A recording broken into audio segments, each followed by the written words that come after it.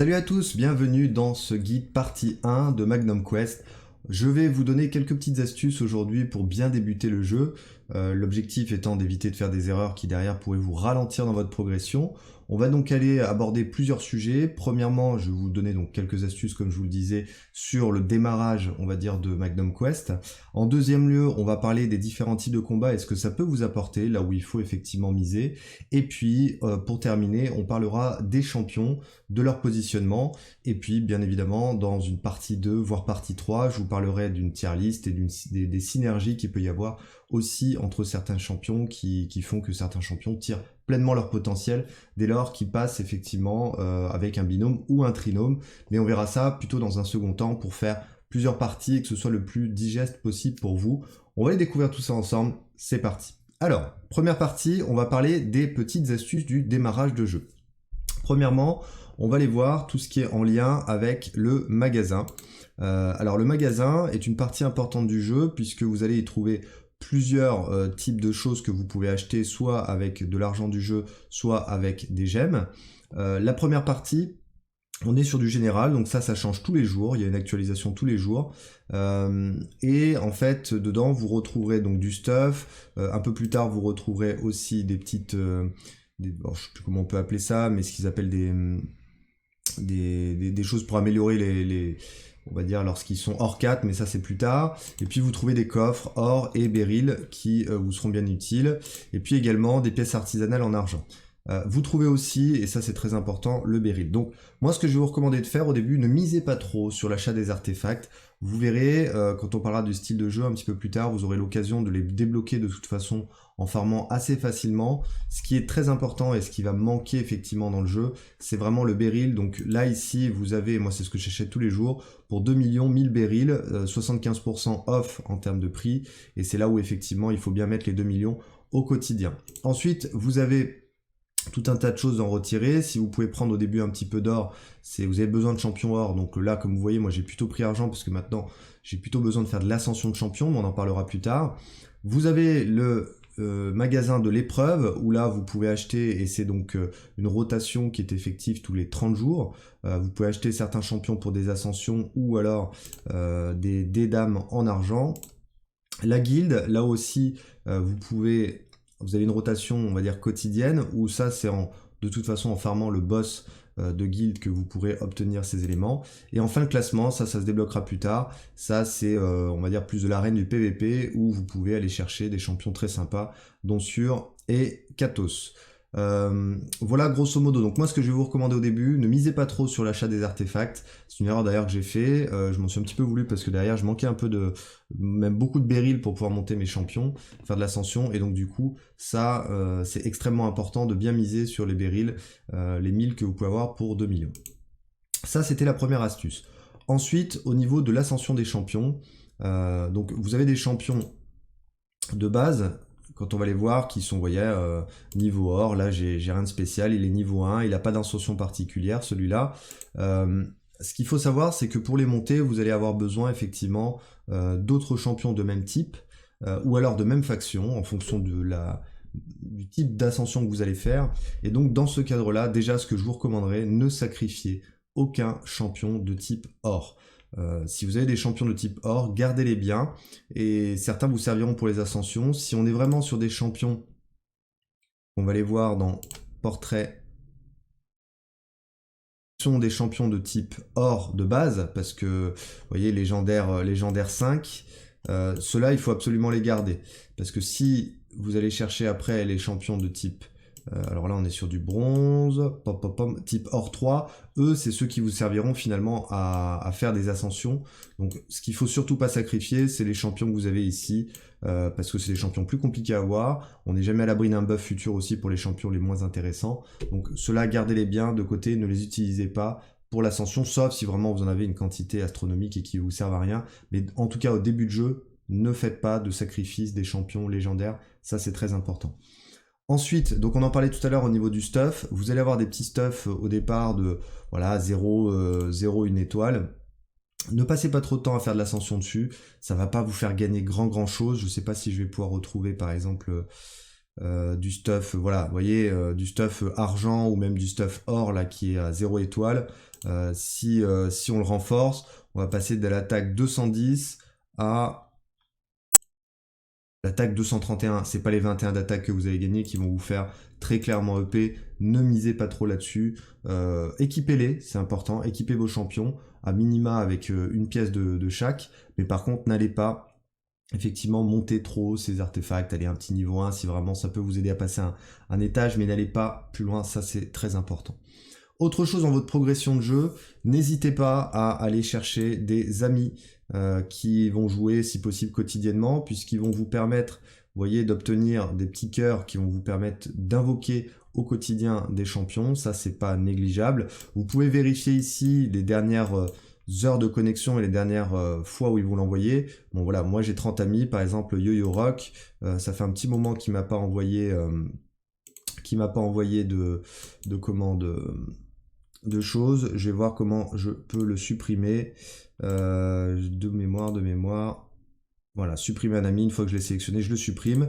Et ensuite, pour aller chercher effectivement des amis, eh ben, écoutez, l'idéal étant la guilde, mais sinon vous pouvez tout à fait aller sur par exemple la chaîne locale, chercher des personnes qui sont un petit peu dans le même niveau que vous, et à partir de là, vous pourrez leur envoyer une demande d'amis en espérant que derrière, ils jouent le jeu, vous leur envoyez effectivement des cœurs, ils vous en renvoient, et grâce à ça, vous allez voir, vous allez pouvoir aller invoquer au moins quotidiennement une fois un champion aléatoire, sachant que vous aurez uniquement les héros de palier or, autres aussi que légendaires, hein, attention, vous n'avez pas forcément que des légendaires en palier or, palier argent 47,5% et 50% pour bronze.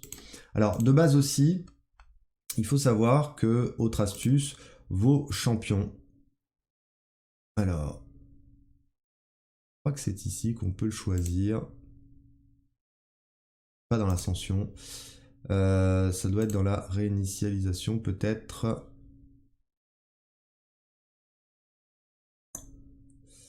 Non, c'est pas la réinitialisation. Ah voilà, c'est retraite, pardon. Donc retraite, de base, tous les nouveaux héros bronze sont carrément jetés.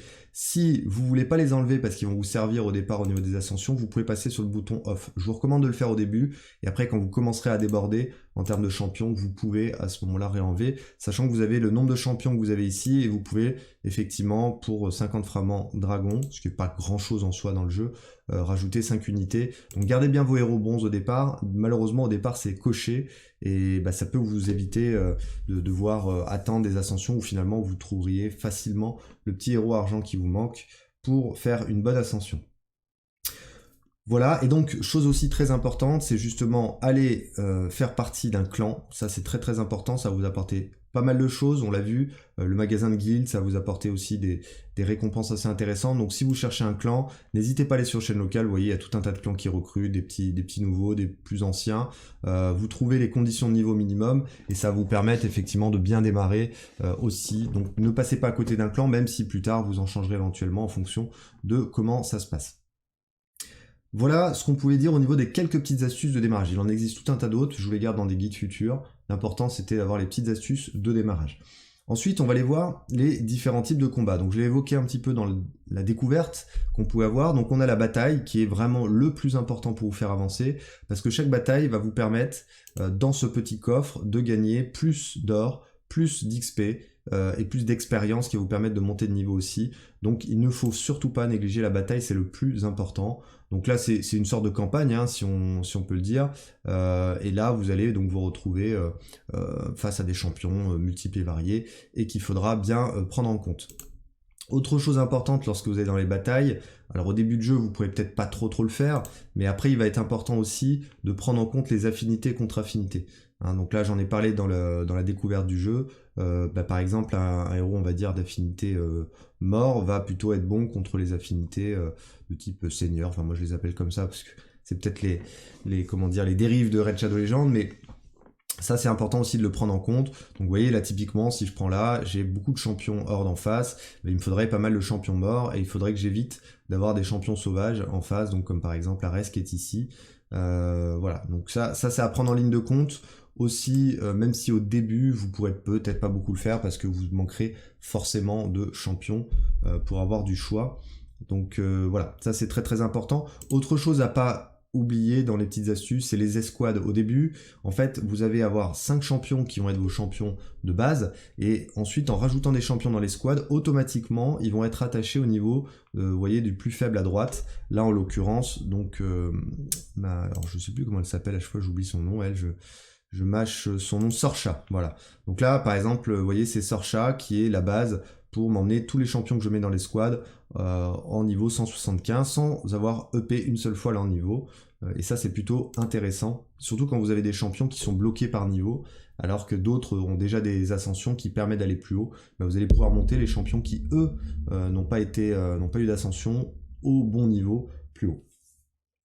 Voilà, donc dans les différents types de combats, donc on a parlé de la bataille, on va parler aussi des donjons. Donc là, les donjons classiques que vous retrouvez là, alors eux aussi sont pas négligés, même s'ils sont moins importants que la bataille, parce qu'à chaque fois, ils vont vous rapporter, je sais pas si on va le voir ici, non on le voit pas, des dés d'argent. Voilà, des dés d'argent, un peu d'or, et ça c'est intéressant parce que les dés d'argent vont vous permettre justement d'augmenter et d'améliorer vos champions lors des ascensions, puisqu'ils vont vous sortir des héros de type argent. Et ça, c'est très intéressant. Vous avez aussi l'épreuve. Donc là, c'est une épreuve qui se fait une fois tous les 2 jours, puisqu'il y a une rotation qui se met en place. Ça, c'est très important à faire. Voilà, c'est pas grand-chose. En général, c'est plutôt simple à terminer, peu importe les champions que vous avez. Et ce qui est très important de faire, c'est parce que vous allez avoir des super récompenses et que ça compte aussi dans vos quêtes quotidiennes qui, elles aussi, sont importantes à faire. Si vous voulez vraiment arriver. Donc vous voyez l'actualisation, là ça date d'aujourd'hui, l'actualisation a été faite récemment. Voilà, ensuite au niveau des autres combats on a l'arène qui est pas non plus trop à négliger parce que vous pouvez gagner des petits trucs sympas. Donc là l'arène est ici. Voilà, donc là vous choisissez un défi, regardez un petit peu les puissances, regardez si les champions vous plaisent en face, et puis en avant Guingamp. En l'occurrence, pour moi, le plus important reste vraiment la bataille et l'épreuve. Ne négligez pas non plus, même si ça vous paraît pas grand chose, une fois que ça sera débloqué, le livre des primes, parce que c'est ça qui va vous permettre ensuite de gagner des niveaux qui vont vous permettre à terme de gagner des pierres de sauge qui vous permettront d'améliorer, voyez, les différents niveaux. Donc là, en l'occurrence, pour le chapitre aventure, ça c'est hyper intéressant, hyper important. Ça va permettre effectivement de gagner en PV, attaque et def par rapport à la base que vos champions ont déjà. Donc pareil, à ne pas négliger. Et puis vous avez donc les raids, la petite partie aventure, donc ça faites-le aussi si ça peut vous rapporter des choses, c'est plutôt intéressant. Sachant que ça c'est des choses qui ne bougent pas mais que vous pouvez réinitialiser si par exemple vous avez foiré un moment mais que la fois suivante vous êtes en capacité, vous avez monté un petit peu vos champions et donc vous êtes en capacité d'aller un petit peu plus loin.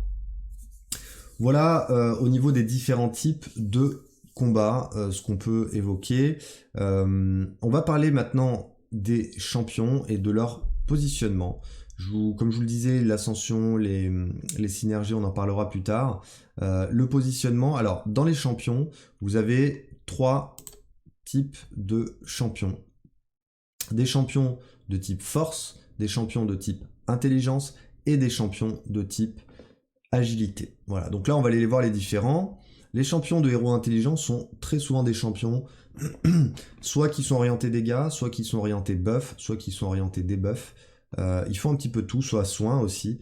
Et puis vous avez effectivement des détails. Si par exemple je vois Naomi qui est une championne plutôt intéressante, on voit qu'effectivement elle a une petite carte où finalement elle est assez équilibrée sur tout. Elle n'a pas énormément de PV, elle fait pas énormément de dégâts, mais elle est pas trop mal en soin, en contrôle, en debuff et en buff. Voilà, on retrouve donc les points de santé, d'attaque et de défense lorsqu'elle sera au niveau maximum. Et puis vous pouvez donc aller voir les compétences derrière. Donc elle, très clairement, vu que c'est un héros de type intelligence, bah, c'est un champion qu'on va plutôt aller mettre derrière. Les champions de type force, voilà, alors regardez, je vais vous montrer, je vais me faire dégommer puisque là je suis coincé sur ce niveau-là. Hop, donc les champions de type force, si je prends Monsieur Ares, qui est vraiment un god tier, très clairement. Lui, c'est un champion de type force, voilà, donc il est là pour faire des dégâts. A l'inverse, si on parle... Je vais plutôt vous les montrer ailleurs, parce que là, malheureusement, on ne peut pas les voir comme il faut. Si on prend un champion Donc voilà, il est vraiment là pour faire des dégâts, Ares, et puis il est là par exemple pour tanker aussi un petit peu. Si on prend un autre champion, voilà, moi que j'aime beaucoup, c'est Alden. Alden, bah, comme on le voit, il fait des dégâts moyens, par contre il a une capacité de PV de contrôle qui est excellente. Pour un héros de type sauvage, donc qui va être en première ligne. Pourquoi? Parce que il va énormément encaisser de dégâts, et il peut en plus se ranimer, se mettre un bouclier, et ranimer un petit copain au besoin. Donc ça peut être intéressant. En gros, dans l'idée, les champions de type force, vous allez les mettre devant. L'idée, c'est qu'ils fassent des dégâts et qu'ils encaissent des dégâts, ou qu'ils contrôlent, comme par exemple avec Phare. Et puis les champions de type les champions de type intelligence vont être plutôt derrière. En ce qui concerne les champions agilité, si on prend un champion que j'aime beaucoup, qui pareil pour moi est un god tiers, pas forcément tous les domaines de jeu, Monsieur Feng. Bon bah voilà, Feng, typiquement, lui, on va plutôt soit le mettre pareil devant, sachant qu'il va être très très fragile, mais par contre il va faire d'énormes dégâts. Et par contre, si derrière on a déjà 2 gros tanks et qu'on veut plutôt que Feng soit là en soutien pour en plus et donc enlever des héros intelligents, on va plutôt le mettre en deuxième vague. Voilà, dans l'idée, ce qu'il faut vraiment retenir, c'est que les champions de type force vont être du corps à corps et les champions de type intelligence vont être en combat à distance. D'où l'importance, vous voyez, de bien composer vos lignes. Hop, on y arrive, voilà. Donc là, par exemple, on voit, ça c'est un champion de type force, donc il va être en combat rapproché. Pareil pour Ares. Pour Phare, c'est pareil, c'est un champion de type force qui va être en combat rapproché. Là, eh ben, je faisais un test avec lui, mais normalement, c'est plutôt un héros de type intelligence, comme d'ailleurs là que j'ai ici. Sur est un héros de type intelligence, et Yon est également un héros de type intelligence. C'est plutôt ce qu'on va privilégier d'ailleurs pour les aventures. Les champions de type agilité vont être très intéressants sur les boss principalement, là où par contre en aventure on va plutôt faire un mix entre les champions force et les champions intelligence derrière.